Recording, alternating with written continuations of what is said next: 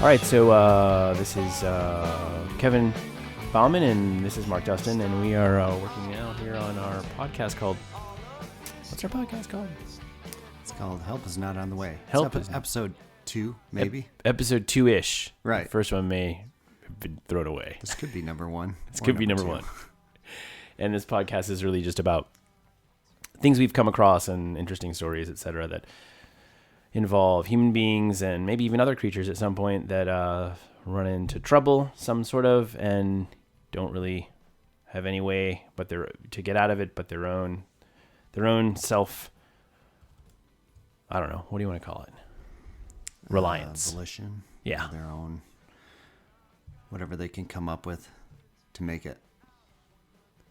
And today we have 2 news stories. That's right. And I'm going to be doing Olive Oatman. What's it going to be? Olive Oatman. Olive Oatman. It's a person. It's a person. She was a woman, a Brewsterite Mormon from Illinois. And Brewsterite Mormons is kind of, I'd never heard of that.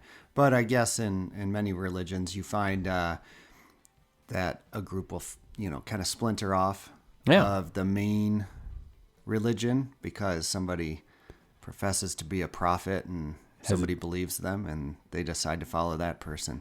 So somebody has eyes on their own sort of elevation and doesn't see a pathway for. I wish you could do that at work. Right. You just be like sitting at your desk and go, I'm just going to build a little coalition and we're going to go, start our own department. That's right. I know the real truth. The other people know the not real truth. So they were going from Illinois, this family, the Oatmans, to California, which was supposedly the real promised land for Mormons, not Utah. You're right, because Utah was already sort of a wherever co-op. People were thinking. So they broke off from the main, Mormon, their core, the center core of Mormons, and headed off to California. There was approximately 85 or 90 people. The Oatmans. I can't get 85 or 90 people I can't get 6 people to do anything. I can't get I couldn't putting together get 6 people to go do something together. And it doesn't. But you're not a prophet. Just to go, to the beach. You're a prophet, though, Mark. It's true. We'd all follow you. I think that's why. I guess that's how you know you're a prophet. Right. Everybody follows you to the beach. You decide you're going somewhere, and everyone just sort of shows up. They don't call and go, "I'm going to be late, and my kid is sick." And they weren't able to do mass text. So true. This was. I mean, if it was modern day, he'd probably have 100 times as many followers. That's true. Yeah, because he'd be on social media, be a Instagram influencer, and you could do like one of those flash mob things, and you find out that the person who organized it's a prophet, and now you're part of a religious sect. That's right. you didn't expect. Even know. But it's if you've traveled across state lines, right. It's quite an endeavor. And then the Oatman family alone was, I believe, 9 people at the time. Oh. 7 kids and the parents. Royce and Marianne were the parents, and Olive, the main subject of this story, was one of the 7 children. Mm-hmm. They headed to Missouri, where that's kind of where the Brewsterites really took off from to head west. They were from Illinois, but they got to New Mexico. Mm-hmm. And in New Mexico, they had some kinds of disagreements about where to go and how to travel, because they were told that the territory they were heading through, which is now modern day Arizona, was really dangerous. It's very dry. It's the Mohave It was still desert. Pretty dangerous if you think about it. Also, the Native Americans were not friendly to white people. Right. That was the rumor anyway. So everybody decided to stay, except for the Oatmans. So they wanted to press on. Yeah. Sort of like a little Donner Party kind of. Now, I should mention, they had already had a split before that as well in Santa Fe, in which the Royce Oatman became the leader. Yeah. And he was leading a party south. And then once they got to Maricopa Wells, that's where then it split again. And Royce Oatman took his family, and they decided to press on. Yeah. And it makes me think. So I'm not really like the kind of person who joins anything, but if you've joined, like you believe enough that this person is a prophet, because you're whatever. And you pick up your family and you throw them in a wagon or wherever, and you start dragging them across the country. Like, how do you quantify? Like, you must at a certain point just sort of realize, like, everything I believed in is wrong. Yeah, I wondered about the same thing, and I also wonder sometimes, is that, does this person really truly believe that this person is a prophet? Right. Is this an opportunity? Right. I think I see that all the time with modern day religious leaders, politicians. Yeah. I mean, do people really truly believe that God chose, their politician to lead the country or whatever? Right. Yeah. Did he truly believe this? Did anybody truly? I don't know. I mean, it sure seems like it was pretty easy to travel a relatively short distance, a small part of the overall trip, and then just go, I don't believe in this prophet anymore. I'm taking half the group, and we're taking a different route. Sure. Yeah. Almost there's apparently, it's kind of like the way you're praying, the way you're framing it kind of is like when a race car's draft another car, right? Like sit behind in their and so they don't have to, whatever, cut the wind in front of them, and they sit in their wind draft. And you're like, well, I don't really want to go where this guy's going exactly, but it's really helpful that he's making it easy for me to get. I'm just going to jump on the wagon train, and I'll get off wherever I stop believing. That's what I wondered. It's hard to know, whether they truly felt he was a prophet or if it was just an opportunity. He had bus tickets to California. He was giving out bus tickets. Maybe it was just a matter of convenience. Here's a whole group of people that are going to California. Yeah. And, I heard the swells were good in California. We're going to go do some surfing. Yeah, we're going to tear these wagons apart when we get there and turn them into surfboards. Right. That's right. I know. So they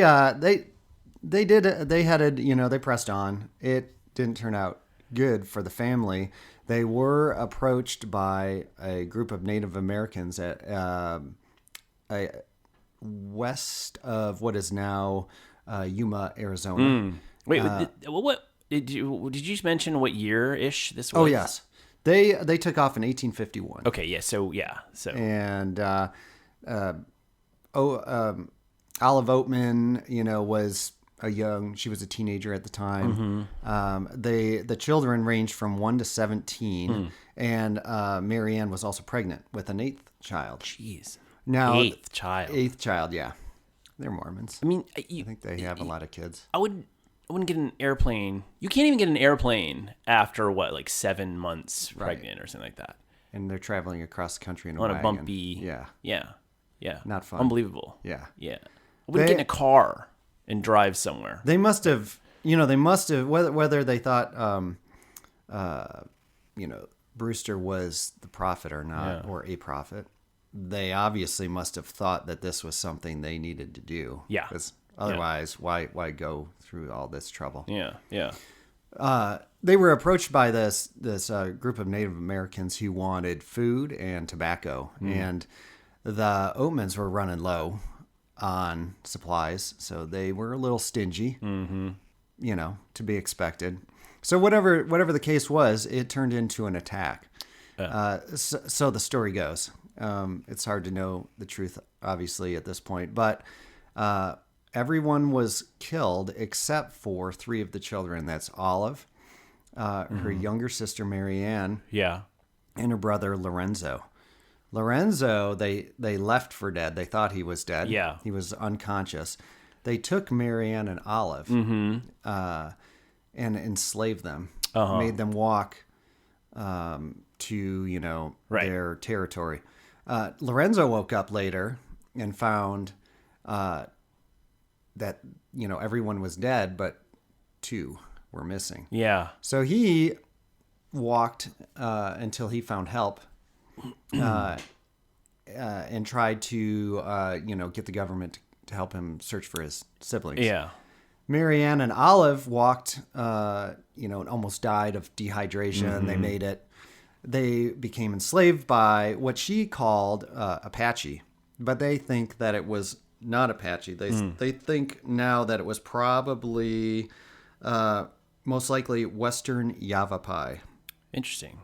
I read a book, I don't know if you've ever read this book called Empire of the Summer Moon, and they talk a lot about, they go really deep into the woman who wrote it goes really deep into the sort of what would happen when Native Americans raided and kidnapped white people. And it's all over the map. I mean, it could be pretty brutal. It could be horrible. Sometimes people would be totally integrated into their communities. All sorts of different things would happen. And it's interesting because the same thing would happen apparently between tribes. The same. So you just sort of, it's just really fascinating the insight into what they're actually sort of were trying to do. They weren't really necessarily, I mean, sometimes it was just crushingly brutal. Other times it was like, oh, come on in. And, right. Hey, you seem nice and get married and we'll make believe we're always here. Yeah. Yeah. It's kind of weird. And that's it. That's what's interesting about this, because they lived for 1 year with this tribe, the Western Yavapai. They traded with another group of Native Americans, however, which were the Mohave, and spelled Mohave, not as in the Mojave Desert. Maybe it's the same, just different spelling. I'm not sure. But this other tribe, one of the members of the tribe noticed these 2 women who were treated badly. And we're obviously not Native American. They're, white women. And she worked to try and get them to join the Mohave. Oh. The Yavapai didn't want to give them up, though. Right. They like their slaves. They do a lot of work for them, and they get to treat them badly. But they eventually, she persisted and eventually got them, the Yavapai, to trade them for horses and vegetables and some other things. That's interesting. And they again had to walk all the way to this new region.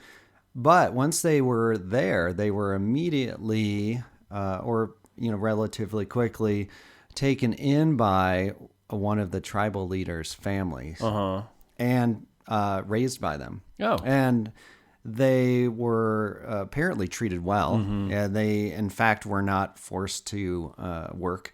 They were given land and seeds to farm. And so it sounded like, from the story that just what you were mentioning, that the original tribe was pretty brutal. Right. And this new tribe was, very caring. And it's interesting that it was just a trade. Yeah. It's almost like, I mean, it's dehumanizing, clearly, but it's also seen as, well, you have a horse and you got some vegetables, and I have a couple of people right over here, and they're not part of our clan, and they're not really doing that much for us. We're being awful to them. Sure. So maybe those horses would be better. And the other side's thinking like, it's weird. The mindset of the other tribe thinking, we're not going to work them to death, so they're not really. We're trading for just life, right? It's a different. The horses can do work too. Yeah. It's interesting. I mean, we still have that. Obviously, there's still dowries and things like that. I mean, that's kind of a trade, right? Yeah, absolutely. I get your daughter. I give you a bunch of money or a bunch of things or whatever. Yeah, absolutely. That's exactly what it is. Awfully put, but yes, it's true. They lived in with this tribe for a while, but then there was a drought that ended up killing much of the tribe, and Marianne. She also died of starvation. Okay, yeah. Now, Olive survived, though, and she claimed that was because one of the tribal leader's daughters, or the wife, I believe it was, of one of the tribal leaders, was secretly feeding her. Oh. And so she survived. They treated her as their own daughter. Now, eventually, it was found out that this tribe had a white woman. And, that's looked down trading upon by the white Americans. And it was actually another tribe who had found out.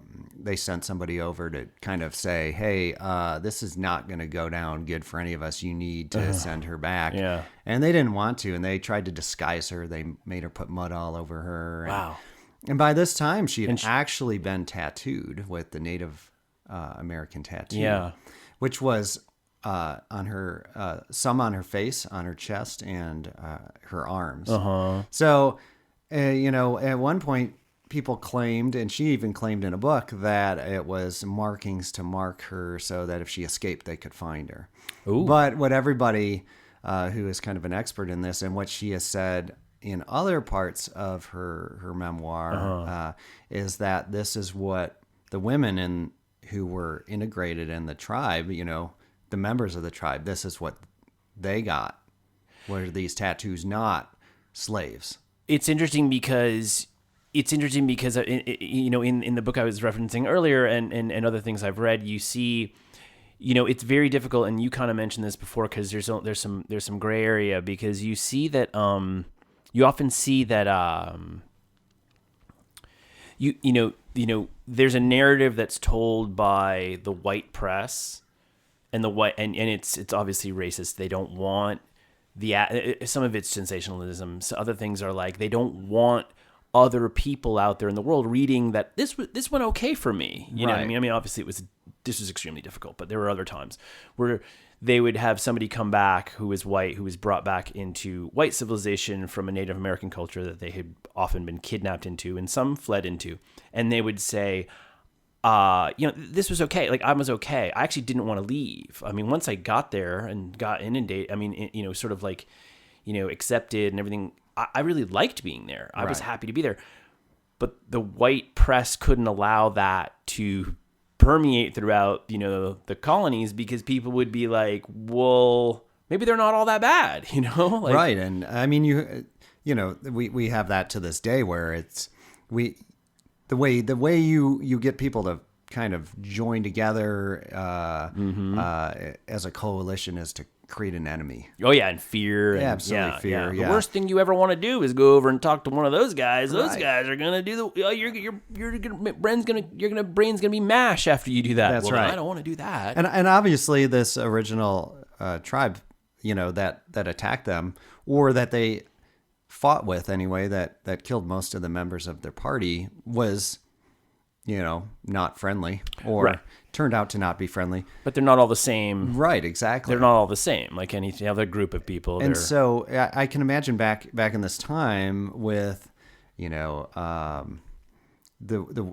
forms of communication and this whole idea that, they had come over here to kind of conquer new lands. Oh, yeah? And moving more and more into the territories. Yeah. So, there's, I think if someone comes over to your house, like if your neighbor starts to sort of like moving stuff into your yard slowly. Right. Okay, we're not, at a certain point maybe eventually after a while, you take a sledgehammer out. And that's right. It goes through the front of the car. That's been well, and if you're the neighbor who's taking over your other neighbor's property, the way you get the other neighbors in the neighborhood to join you is to say bad things about that. I really want the garden of my neighbor. Yeah. And I kind of went over there and killed their kid, and now I'm going to be in, deep shit. So I'm going to just tell them that the neighbor's kid was, a pedophile or something. Awful. Right? Yeah. He was and they're selling terrible drugs people. in the neighborhood, heroin. Yeah. They want all of us. They want all our land. That's right.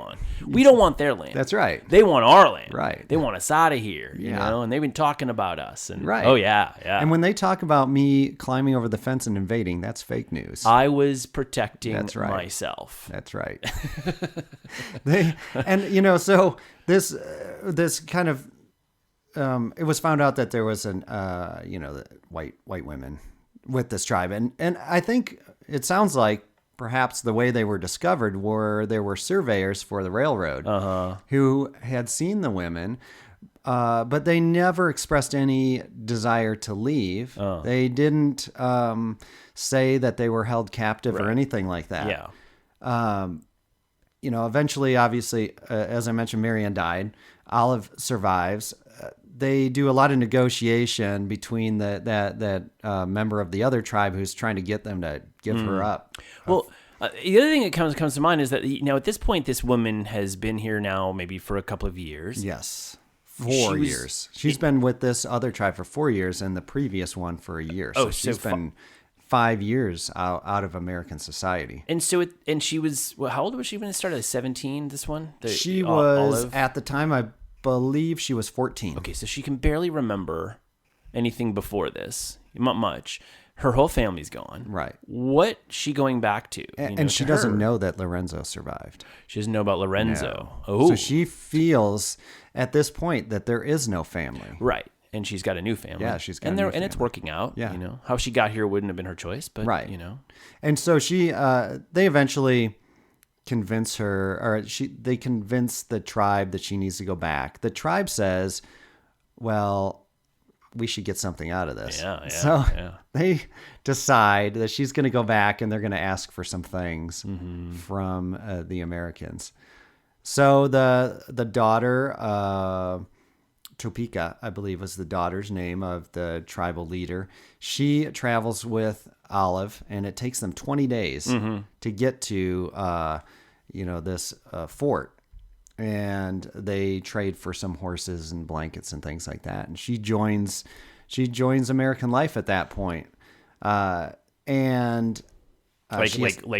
modern American life, right? Yeah, the encroaching American life. But it's very hard. I mean, she's got these tattoos that mark her as she is at this point the only American white woman to be known to have a Native American tattoo. Oh wow! So she's really marked. And this is also super cool in where she's been, but It's not so cool where she just showed up. Exactly. Yeah. And there's she meets up with her brother.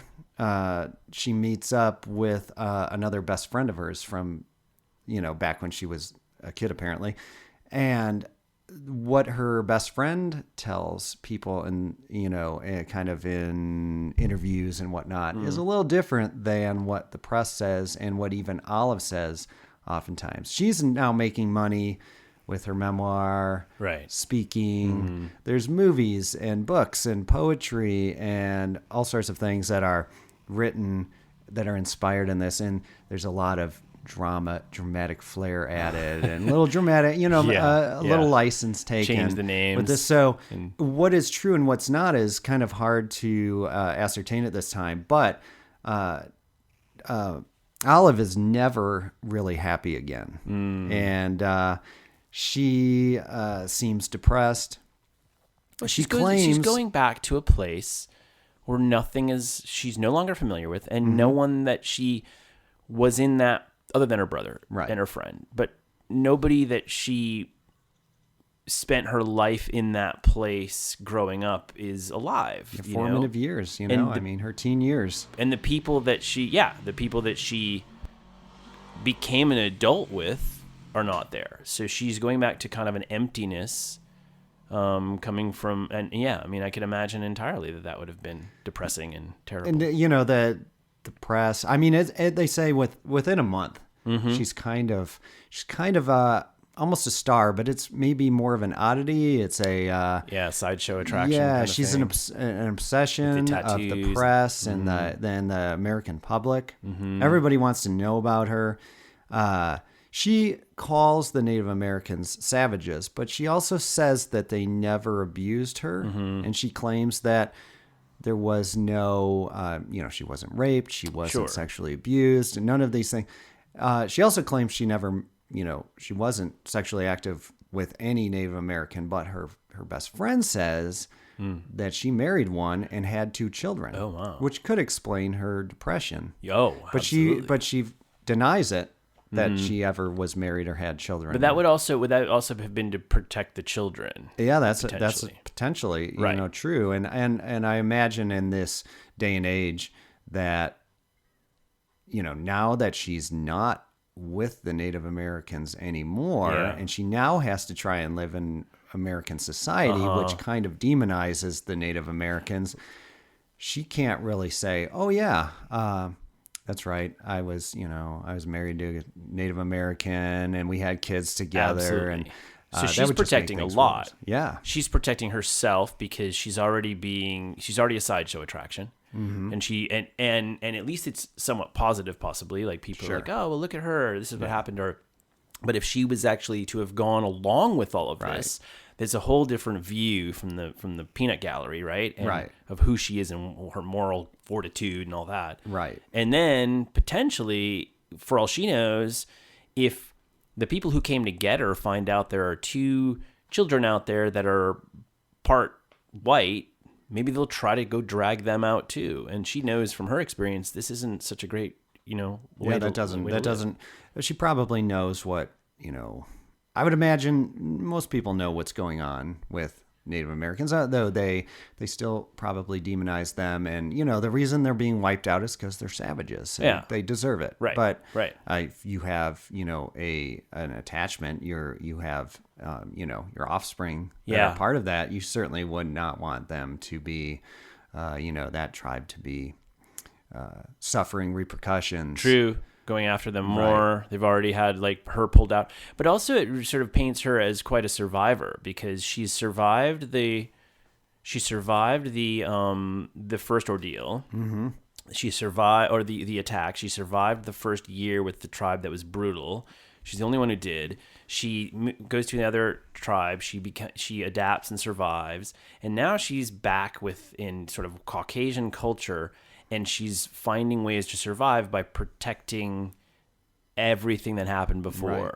Yeah. Well, and really it's amazing. Lorenzo, her brother, had tried to get the federal government to come and, join him in a search. Mm-hmm. He was determined to find his siblings.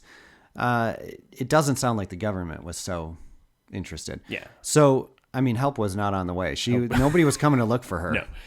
I guess the brother was interested, but he wasn't. Well, he had no idea where she was. What's he gonna do? Yeah, and also, and we're talking about her, but if the government had stepped in even a little sooner, her sister may have lived. She died of starvation, and you can imagine that would have been just horrifying, and was also being abused. And can you imagine?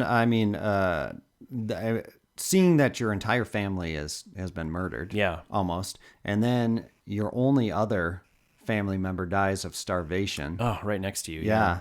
Crazy. And she, ends up marrying a man that she met on her talk circuit, her speaking circuit. Mm-hmm.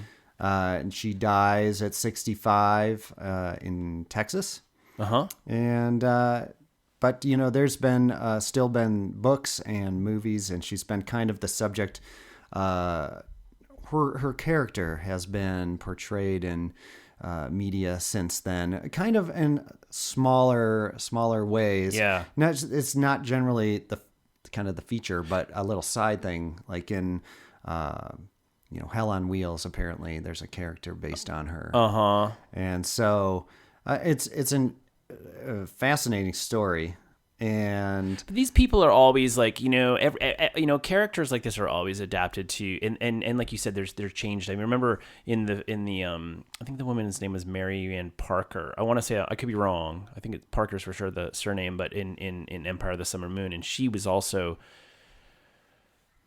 family attacked, kidnapped, et cetera, and lived for many years in Native American culture, had a son, and the son actually kind of started his own tribe. Not tribe, but started his own sort of faction, etc. And very interesting story. But I remember reading in that the similar thing. Do you remember the movie Last of the Mohicans? Oh yeah. She, the woman in the white woman in that who plays opposite Daniel Day-Lewis, the Mohican, apparently Right. not a Native American, but still, she was based on Marianne Parker, and obviously they're an amalgamation of all of these stories, Right. and of course it's not at all close to what really happened, but It's interesting. I wanted to mention there's a couple of other things. Legacy, Oatman, Arizona, is named after the Oatman family in the massacre, and Olive City, Arizona, as well. Olive City. Yeah, Olive City. So they don't just have olives there. Right. Maybe they don't have any Apparently olives. not. Do olives even? Yeah. Who knows?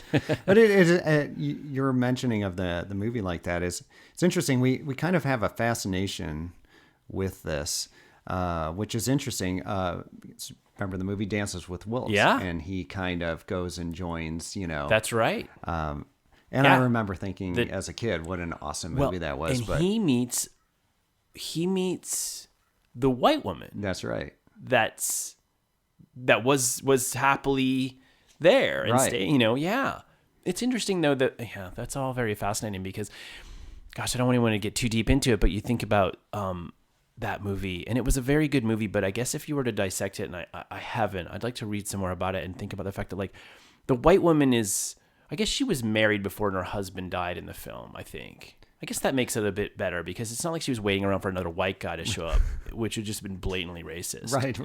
I would like to watch it again. It would be interesting. I do think it's, I can only imagine if you are Native American and you're seeing these movies and these depictions and all these things, and we kind of have this romanticized notion of it. Yeah. And they're probably like, for crying out loud, man. Yeah. Like, Yeah, right. Yeah. I do remember it actually. I think I do remember it. I think I'm remembering this accurately. She is depressed when he sees her for the first time. She's very depressed. Her child had died. And the child had been the product of a relationship with her husband, who was a Native American, I believe. And I really hope I'm not screwing this up but her interest in him becomes just sort of like she comes out of her depression and because wouldn't it be just horrifying if she's just this white woman waiting? Right. I can't. None of you guys. I've been here for 7 years. Right. None of you guys can cut it because you're not a white person like That's me. right. And here's this white guy. That's right. And he looks like Kevin Costner. now, if the movie was made, in the 50s, that probably would have been the case for sure. Totally. And all of the Native Americans would have been played by white I was people. just going to mention the same exact thing. Totally, yeah. Oh gosh, yeah. Bing Crosby and like Maybe John Wayne would be in Oh, it. And, yeah, he'd have shot He'd put the Native Americans in their place, though. Yeah, he sure did, didn't he? Right. Yeah, exactly. What a gem. Right. Proud American. Oh God. Oh my goodness. So that's my story. What did you bring today? I love that story because it's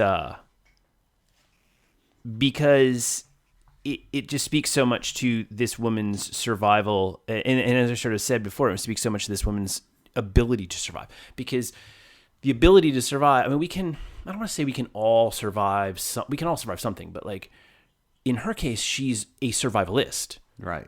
Because she's not just surviving, she survives every new Right. thing she encounters, and she finds a way. She felt, she does mention that with that first tribe, that it was brutal, and she thought for sure that they were going to kill them at some point. Yeah. And she twice probably had would've. to march in arid conditions with not enough water, and survive severe dehydration. And then of course there was the drought. She survives that as well with the help of. So help wasn't on the way, but she did get some help from the Native American. But ultimately, it was up to her. Yeah, absolutely. Up to her because she continually survived. Yep. And my story is actually is it's funny you chose this one because my story is entirely different and more about a single episode of survival. Which is an entirely different way of sort of like help not being on the way in an instant instead of sort of throughout a lifetime. And in this case, so in 1971, there was this woman, she's 17 years old and her name is Juliane Koepcke. Koepcke? Might be Koepcke. Oh, yes. Koepcke. I know that name. Koepcke. Koepcke. Koepcke. Juliane Koepcke. So in 1975, she and her mom are flying from Peru, Lima, Peru, to a smaller town near where a few miles outside of town, several miles. Her family, her mom and her dad and her parents are biologists, and they are studying elements of the rainforest. And on this flight, so it's 1971, she's 17, she's been living there for a few years. She had to go to the local school to do a test and basically to graduate. So because the local education minister was like not very cool with this like girl living in the jungle. She was, the family was, I'm sorry, I should have mentioned this. The family was, I believe, German. And this girl's living in the jungle and she's not being educated properly, right? So they want her to do this test and come in and make sure that she's getting educated properly. And she does. And on the flight home, which is Christmas Eve, 1971, a lightning storm. And we're talking about like the plane it's called a Lockheed Lanza L-188. And I've looked it up and it's like the perfect version of a plane from 1971. It looks exactly like, it's kind of like the equivalent of if you look at the 50s and think of campers, you'll definitely think of this. And if you look in 1971, a plane, right, it just looks like a tin can in the air. And I mean, now would not climb into this thing. But back then it was commercial airliner. Sure. And the plane gets hit by lightning. So as the story goes, and it's a story because she told it, but it's true. She and her mom board the plane. And they're flying, and they're actually really close to flying, kind of almost right over where they lived. And they're not that far from the airport, and this lightning strikes the plane. It's been turbulent. It's been really bad. And I've been in some bad turbulence, but you can imagine. I mean, those planes were like... Oh, yeah, I'm sure it's bouncing around like a little kite, you know? Well, the whole idea of, you still have the vomit bags in planes. Right. But like who... Have you ever, I mean, I haven't, I think once in all my travels, I've seen someone use it. Back then, those are a throwback from when planes were actually always shaking and bumpy and whatever. Sure. Smaller planes and things. And now they're so smooth, but they're still put the vomit bag in there. Well, this plane's being thrown around like you're going to die. And the passengers are screaming, people are crying, and a bolt of lightning hits the engine. And the mom sitting next to her, they're sitting quietly, just terrified. And the mom, apparently she later said that her mom said very calmly and matter-of-factly at that moment, she said, "That's the end. It's all over." Wow. That's the last thing she heard her mom say while everything around her was happening. And the plane broke up. And I know this story. You know this story. It's awesome. It's a great story. It is awesome. And I just recently read it. Yeah. Yeah. And added it to my potential list of stories. Yeah. And almost did this one today. Yeah. Which is, we should probably mention, we don't necessarily tell each other what we're going to bring to the table here. Right. We're not like comparing our outfits in the morning. And so we could have both brought the same story. We totally today, could have brought which the same one. Would still have been cool. It's a great story. But anyway, yeah, continue on. I love this story. This story is so good because what happens next is what you would expect. What you'd expect to see in a movie, right? You'd expect to see this incredibly dramatic, explosive, screaming, shearing metal, tearing apart, and this is what happened. And then silence, because she's strapped to her seat and she's been ejected from the plane and she's flying through the air, and she's 2 miles above 10,000 feet above the ground, and she's falling in pitch black, right?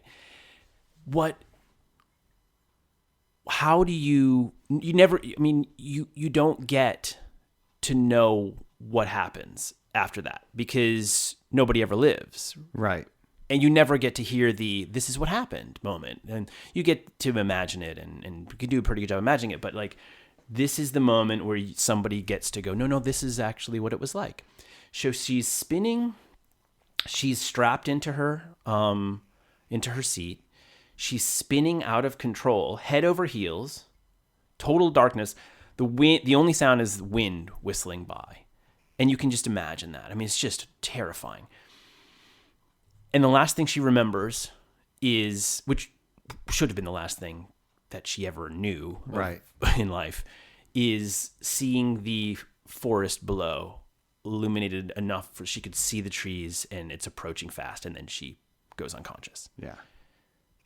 So she wakes up. And I imagine that fall must have taken a while, and it must, 10,000 feet. I mean, you're falling fast, but it's not like a couple seconds. No, you're right. You know? Yeah, because if you think about it, you jump out of, I mean, yes, you're weighted and all that, but still, you got time to think. Yeah.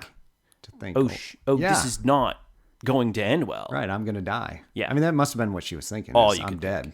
You know. I wonder if you even have time to, I mean, yes, you're going to think that, but I wonder what the mental response would be. Would it be that, or would it just be processing at hyper speed and almost not being able to collect your thoughts because of terror and fear? And I think that would be interesting to know. I mean, you know, I've never fallen out of an airplane. I've tumbled for a long time down a chute with my skis on, and I did have that like life flash before my eyes of, oh, this is really bad. I think I might die. This is really bad. Right. I think that's a really good way to put it. This is bad. Like, and it's the waiting. I've had the same thing happen. It's a split second. Yeah. And you feel like it's like the waiting for the outcome. Yeah. Like whether you're tumbling down a mountain skiing or you're flying over the handlebars of your bicycle, there's this split second of like, so how's this going to go? Yeah. You know, this is very bad. Yeah. This is bad. Right. This could be really bad. Right. Now, in our case, we're talking about things that could not be bad, but in hers, it's pretty much there was one decided. There was like, really, I would think if you saw someone fall, you know, or knew someone fell 10,000 feet, the only outcome is you're dead. You're dead.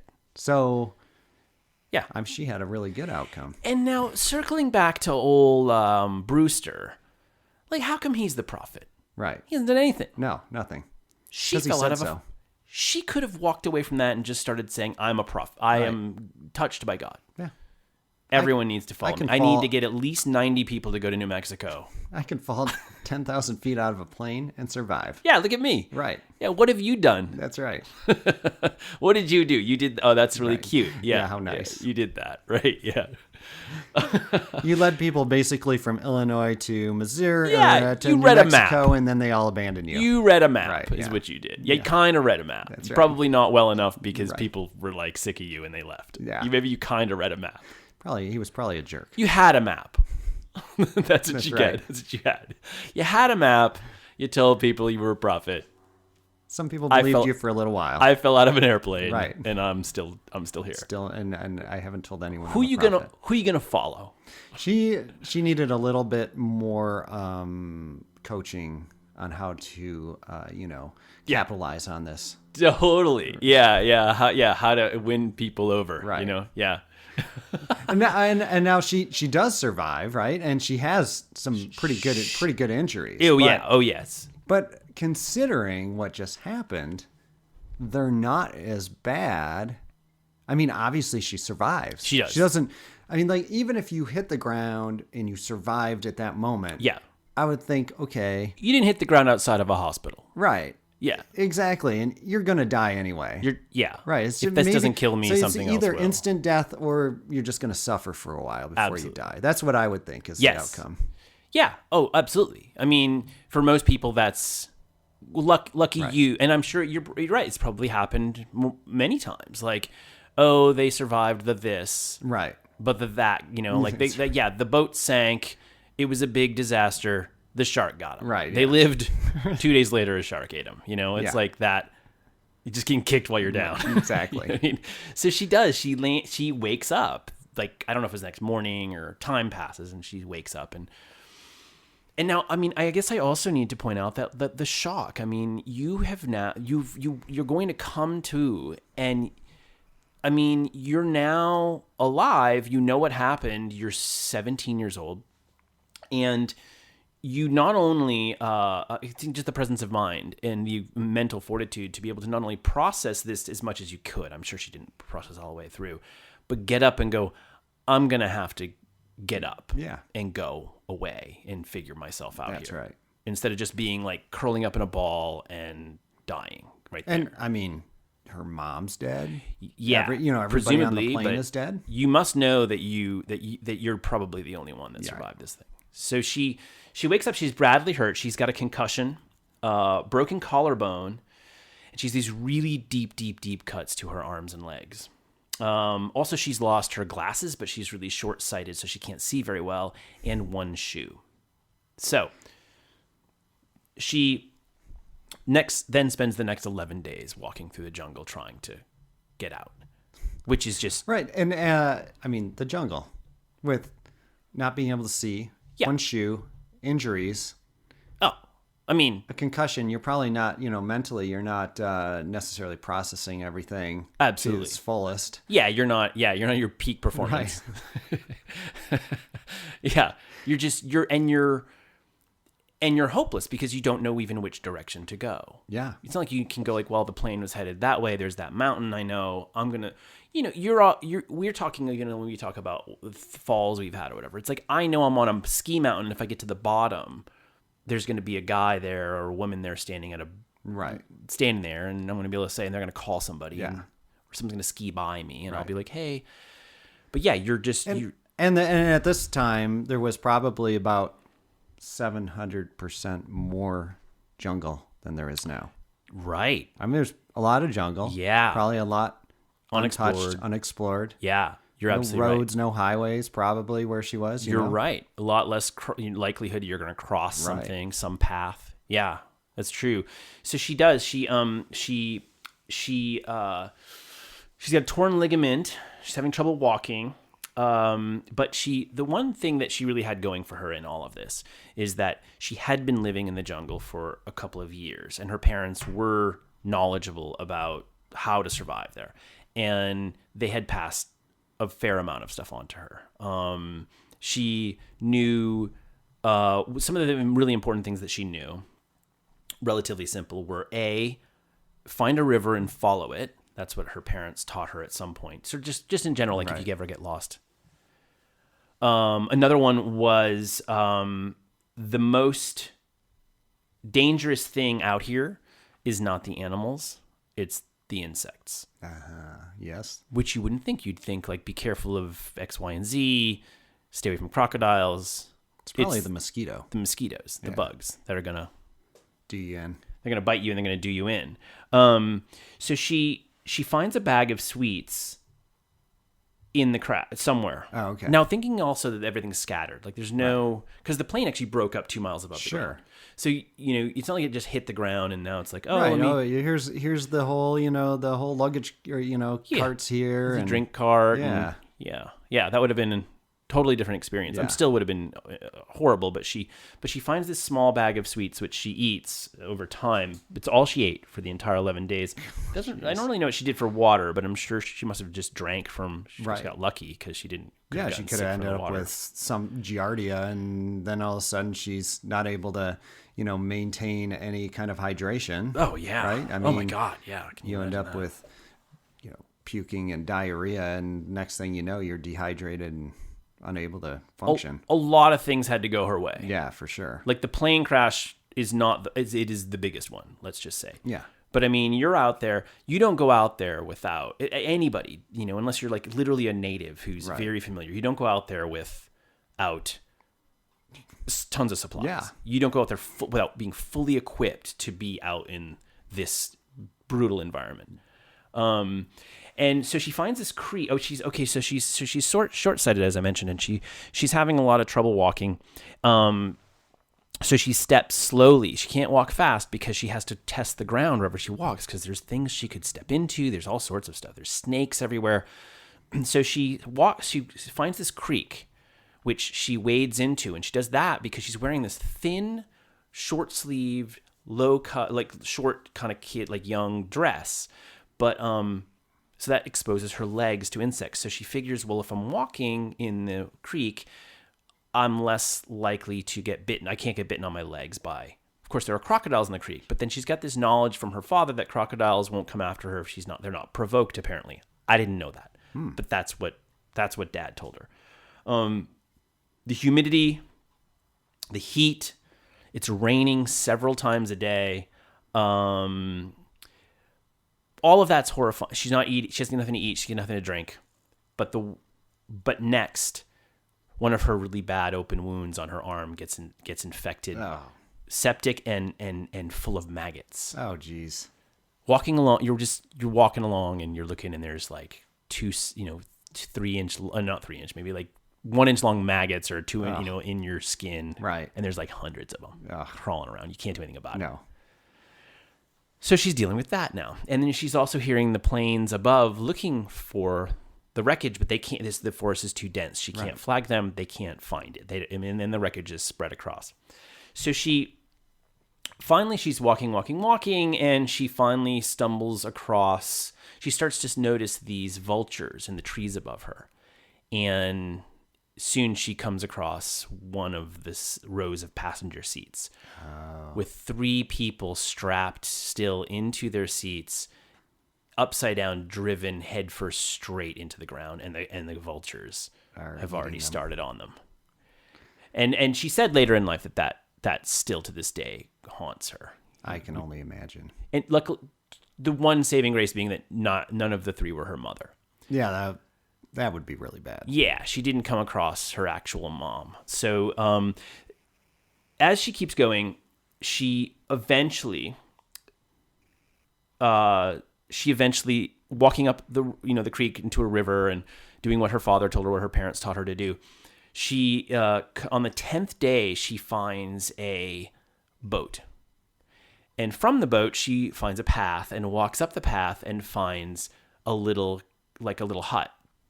And in the hut, or next to the hut, she finds a canister with gasoline. So she takes the gasoline, and remembering something that her father had her father had done with a dog that had a wound that was infected with maggots, she takes the gasoline, she sucks the gasoline out of the canister and spits it onto her open wound, which is excruciatingly painful.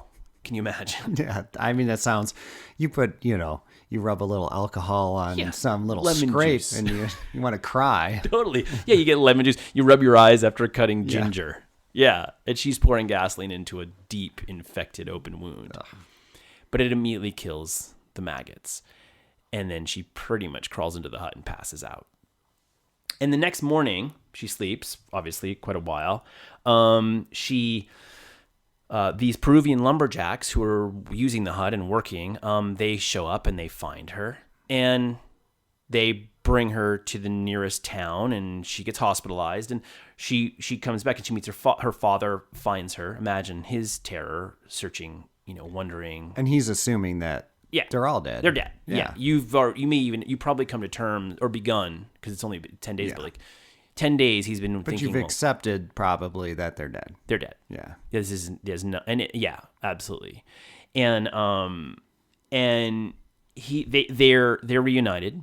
Obviously, you can't imagine how great that must have been for him, but they still don't know their mom is dead. But as it turns out, a little time passes. They do find the wreckage, and the mother has died. But she did survive, and they don't know. There's a lot of speculation as to how. I mean, everything from the weather system created an updraft. Right. She landed in deep, heavy foliage. She's strapped into maybe the seat helped cushion. Who knows? Right. There's been several stories over the years I've read about of people parachutes didn't open and they landed in a 12-inch deep puddle of water and survived or whatever. Oh, yeah. And so I don't like the odds of even. I think if you if you fall out of an airplane and you hit a tree, you're probably still going to die. If you fall out of an airplane and you land in a water fountain, you're probably still going to die. Yeah. So the fact that you survive, even if there's some little thing, I mean, that's like the odds of that happening are so minute. Yeah. Unbelievable. And exactly. And it really just does come down to the fact that, I guess everything eventually will have to happen. Sure. I mean, if enough people fall, enough planes crash, someone's going to live through one. Right. It's going to have to happen. Yeah.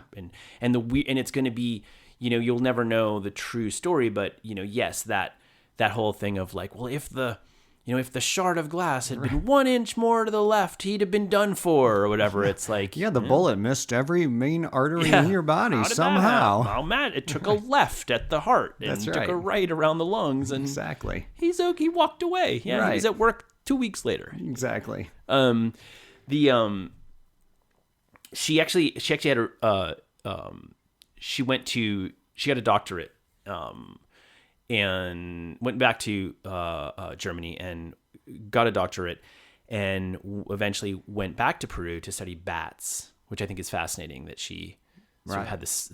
She sort of had, I'm sure it was very difficult, but had the mental fortitude to go back to that country. Yeah. And later, in 1998, she revisited the crash site. And there's two photos of her. I've seen a few photos. One of them is, I think I'm not sure if it's when they found her, but she's wearing this short little dress. I think it's the one that she was wearing out there, and there's no protection. It's a hot environment. She's getting on a plane with flip-flops or whatever on, thinking she's going to land on the other side of the thing. And the other one is really cool because she's standing in the jungle amid the wreckage in 1998 as an adult, and it's, I mean, you can't see much of the plane, but what you can see is like basically, if she hadn't been ejected from the plane, she wouldn't have lived. Sure, she'd have the metal would have just sheared her in half. In fact, the strangest thing is that the ejection probably in car accidents is often what kills you. You get thrown out the window, hit a tree, etc. But in actual fact, the ejection is actually what saved her probably more than anything. I am now. I'm thinking about plane trips I've taken. Yeah, and I generally go in the clothes that are appropriate for the place I'm leaving. Right. And I have gone, from a warm place to a cold place, and you get off in the walkway, and all of a sudden you're like, oh my gosh, where's my jacket? Yeah. I think I'm gonna be more prepared on my next flight for the rare occurrence that maybe the plane will break apart and I'll be ejected. Over. Right. Yeah. If you're flying from, Palm Springs in January, Palm Springs, and you just happen to be taking the long way around the earth, and you're going over Ohio in January, and you're gonna land in the Bahamas, and then you decide to go the other. Dress for Ohio, and you should probably bring a PFD. Although maybe your seat is a PFD, right? It is. Yeah. If you're strapped, maybe to you it, should be wearing your PFD as long as it's still with you when you hit the ground. Not always the case. When the next time I get on a plane, people are gonna look at me like I'm a freak. Why do you have a down jacket and a PFD on? Personal flotation device. My down jacket is I can actually pull. Oh, see, smart. Or like an avalanche. One of the avalanche backpack. Why do you have an avalanche backpack? We're flying over the Andes. That's right. Yeah, but we're landing in Barcelona. Yeah, but gotta be prepared. I don't fly. I don't dress for the flight based on where I'm coming from or where I'm going. I dress based on where I'm flying over. I dress for where I might crash. Where I might crash. Yeah, where might we crash on this? What am I going to wear? That's right. What's your crash wear for the plane? Exactly. It's sunny, so I put on 100 SPF sunscreen before we left too. Because we're flying over the Amazon. Right. What if I end up in the desert and I have to walk for 30 days? Flying over the Sierra. I don't want to get skin cancer. That's right. Yeah. Why do you have 7 gallons of water in your backpack? Right. I'm flying over the desert. That's right. Yeah. Right. And and like some camel food. Yeah. Camel food, right. I mean, I run across a camel. It's amazing because you wouldn't expect her to have been prepared. No. I mean, she was... I see people all the time. You're in the airport and it's like, here's some guy who looks like he's a frat boy. He's got a tank top and board shorts and the flimsiest of flip-flops you could ever imagine. Yeah. And maybe, some really, curved brim baseball hat. And that's the extent of what he's got. A smartphone, Yeah. And some headphones maybe. Oh, that's going to help him a lot when he's floating in the Atlantic. Exactly. But that's even, and I actually, I used to travel. Honestly, I did actually for a long time travel with some sense of like, if something goes wrong, I'd like to be wearing pants, for instance. You know? And I have gotten away from that a little bit. And I think I should have to revisit it, because even if it just goes off the runway and everyone's fine, Sure. but there's a bit of you go off the end of the runway and there's a bit of a disaster and there's some head wounds and there's some, you're walking through glass, you're walking over all sorts of things. In your shorts and your flip-flops. Broken plastic, metal, twists. Yeah, in your shorts and flip-flops. And there's another one. You can't help anybody. And there's another one that's even a more,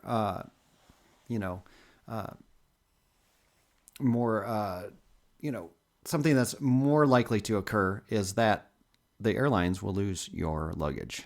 Right. And I've had that happen before where they've lost my luggage and all I have is what I'm wearing and it's not appropriate for. So we flew from Denver to Michigan in the wintertime. Yeah. And it was pretty nice when I left Denver and got to Michigan and it was not nice. It's raining. Yeah. They lost my luggage. I have no rain jacket. I have no hat. I have no gloves because everything was in the luggage.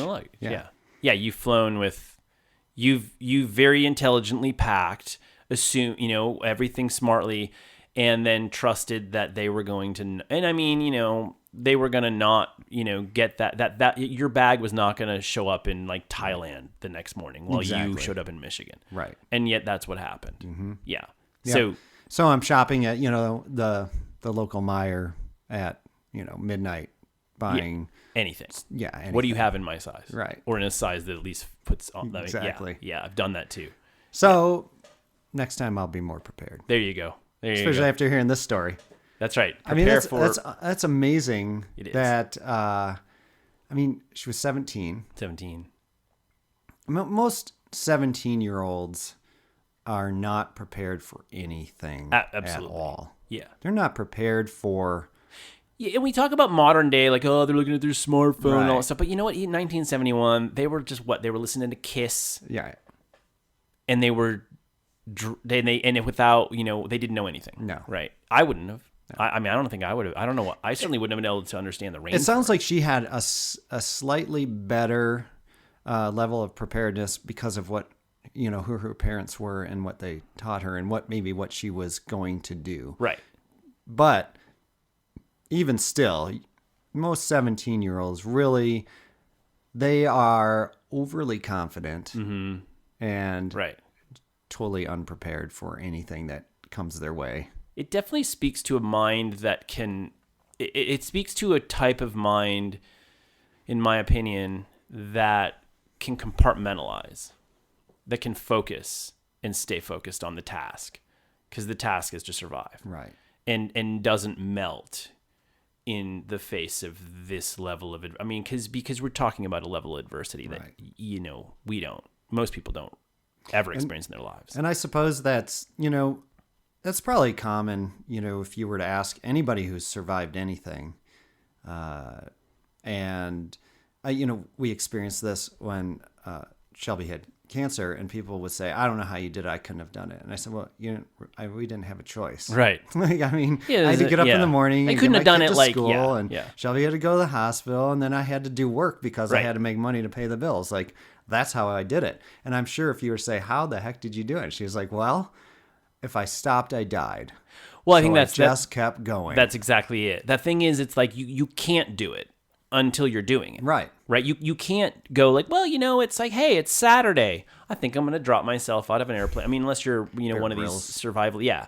I'm just going to, of course you can't do it until you're doing it. Sure. And really, that's sort of a false, that's sort of a really bizarre statement now that I think about it, to say I can't do it, because you can't know whether or not you can do it until you're doing it. So you could say, I don't know if I would be able to do that. And I don't think I could. You either survive or you don't. That's, so... Yeah. We'll know if you can't do it if it happens. And you die. Right. Then you're going to be like, you know what? Couldn't do it. She was right. Couldn't do it. You know what? Gladys, she wasn't always right, but she was right this time. I wish she were alive for me to tell her she was right. Yeah, and I'd tell her that if she hadn't been eaten by a crocodile. Right, exactly. All right, well, let's wrap this up. Okay, I think we're running out of battery here. All right, we'll be back, and we'll see what the next stories are. Yeah, I've got I've got some in mind already. So good. I'm excited. Help is not on the way, so I'm gonna have to dig into some stuff for myself here, and we'll find some. I could share my list with you. We won't show up in the same outfit. All right. Yeah, exactly. All right. Let's we'll talk again soon.